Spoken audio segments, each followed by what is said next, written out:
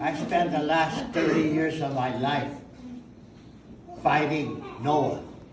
Noah doesn't care about us. They're the KKK of the Pacific. That's a fact. We have a fisheries council with wonderful representatives. And Noah's responsibility is to fund our needs in that council. And they refuse to give us adequate funding to address our issues. They don't care. Like I said, I call them the KKK any day of the week in a heartbeat. Because everything they promote comes out of Washington. The Fisheries Council has the fiduciary responsibility for all the natural resources in the Pacific, within this region. That's every fish, every balati, every octopus. That's their jurisdiction. ESA was created to protect those species that have no one governing them. Because we have a governance group, and you know what?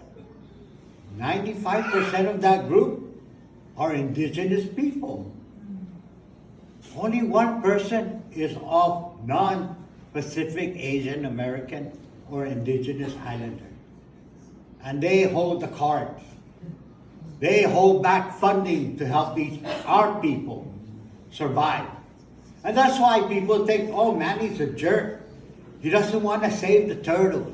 He doesn't want to save the whale. No, once you let the environmentalists in one door, believe me, you're on a slippery slope. It's not that I'm anti-control this type of fishing or ban this kind of fishing. Let's manage it because it belongs to us. But people are so ready to follow the federal government's edict because they get NOAA funding. They get NOAA funding. So they cannot support something to protect our indigenous people. And there's two words I've learned in my life. One is perpetuation, and one is preservation. You go to Washington, D.C., that's where the preservation is. Look at how many museums there are. Even the Native Americans have a museum. And they're still around. So what makes you think you're special? Because nobody else does. If we are to bring ourselves off the ground, we have to do it ourselves. ESA is a trump card to get us. When these guys get around and they're meeting the Fisheries Council, I've been doing management for 30 years. I'm going to tell you one thing. NOAA's always against them. When I went to the international meeting for the WCPFC that controls our tuna in our Pacific, you know what NOAA said about us? We lack the capacity to manage our own ocean. That was the word they used. The Chamorro people, Samoans, Carolinians, Hawaiians, lack the capacity. And there were countries in there under territorial rule, sitting in the same room. But they had the capacity, but we didn't. I'm sorry, I'm really shaky because I'm really off balance.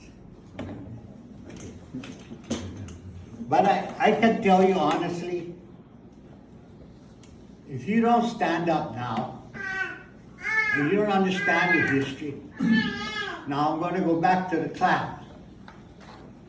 I learned it from a smart kid. I don't know if he's still here. Pulan, are you here? Right here. Right there. You guys should watch his YouTube. He's pretty smart. Yeah, darn smart for a young boy. But you know, happens to be my nephew, so I give him a compliment.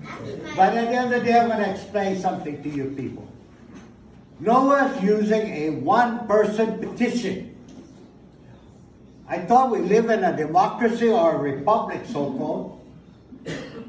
But one person can tell a whole group of people, you're wrong. So that's the number one point. That petition was written by one person. The second thing, is that all the evidence they have was when Guam was being created 20,000 years ago. Were any of you born? No. Come on. You Chamorros are tough. But I don't think you're not tough. We didn't come to this island till what? 3,000 years ago. 4,000. Because Guam is still underwater. How do you think Two Lovers Point came to be? It just came out of the ocean like a whale. No, the water went down, stupid. And they found the clam there inside the rocks. Oh, they're gone. The Chamorros ate it all. Dumb shit. Mother Nature took it. So all I'm saying now, their logic baffles me. And I'm going to give you the primary one that has baffled me for 30 years. In 1978, I believe, the Endangered Species Act included the green sea turtle, or hagan, that we've been eating for thousands of years. And they were still around. I ate it when I was a kid. I wish I could eat it today. And I'm not going to deny it either. So anyway, all I'm saying is that it was given to two large federal agencies, NOAA and Fish and Wildlife Service. One handles the land, the other handles the sea. And they got hundreds of employees watching it for over 50 years. These poor people in the council, guess what? Guam has over bottom fish. They only have 3 years to make sure that bottom fish recovers. 3 years by law. And Noah's sitting on those turtles, and people don't realize. I said, why don't we catch, you know how many turtles survive after they hatch? 90% die. Now they got a huge preserve up at Anderson, Retained Point, that will protect the fish that eat them. So the minute they lay, they come out of their shell and walk along the beach, wiggling their butts. And they get in the water, guess what? Chow time, because that's protected by the military. Because our idiot Chamorros might kill themselves crossing the water. At the same time that big mother turtles come swimming in, they don't have an iron dome to protect them. Does that make sense? No, but we're going to kiss butt with the military. Like I said, two things should have been done before the military built up Guam. One, get rid of the day of schools. We're not different from your kids. That's $170 million they spend in their schools for 10% of the population. And second, bring back civil service. They were paying, a guy from Hawaii always visits me every time he's on Guam. He gets paid $45 an hour. His counterpart gets paid $15 on Guam. But I'm a tomorrow, bend me over some more. Never mind the Vaseline. I'm sorry, I'm very poignant when it comes to descriptives. But at the end of the day, I'm really proud of Chelsea. I'm going to tell you that right now. In 30 freaking years.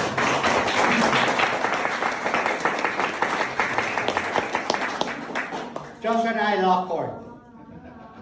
But at the end of the day, in 30 freaking years of running the co-op, or running me to death, it's the first time the Department of Agriculture and I are on the same team. In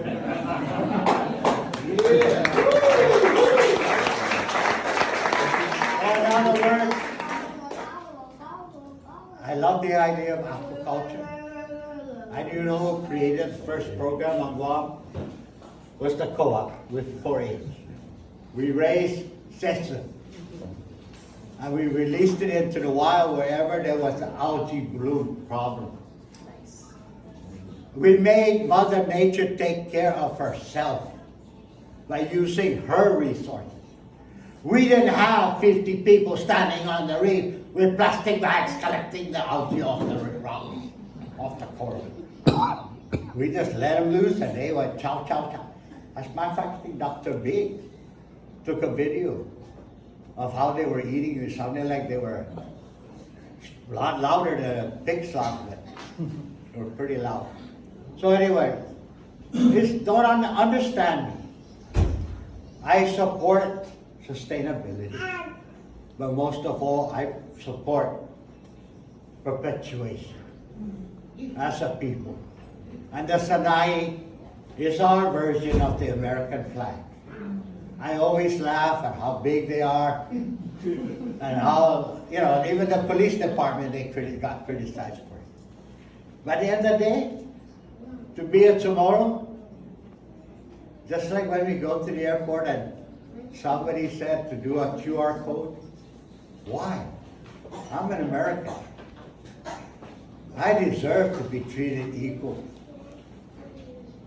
I don't question the Native Americans with the eagle feather in their head. That's their privilege as a people. That's their right as a people.